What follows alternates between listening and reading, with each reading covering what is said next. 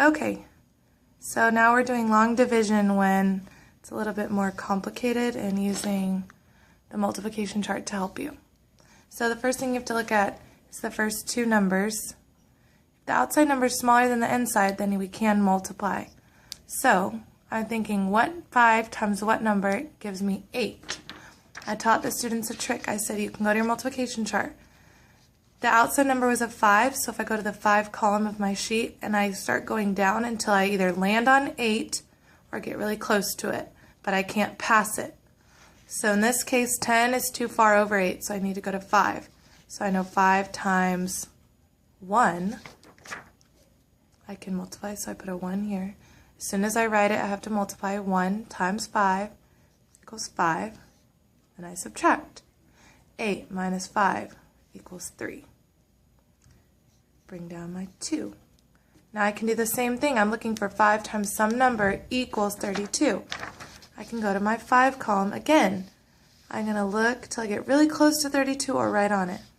Here I can stop at 30 because 35 is too big.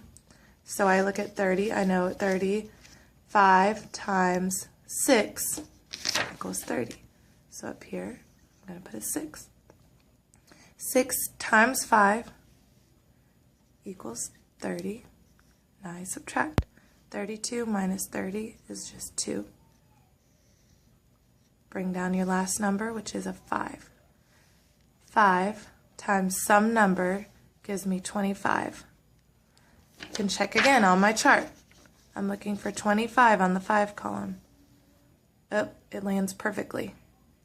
5 times 5. So I put a 5 up here. Once I write it, I have to multiply 5 times 5 gives me 25. Then I subtract. 25 minus 25 is just 0.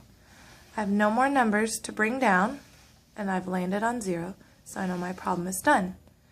If I want to rewrite this problem, it would be 825 divided by 5 equals 165.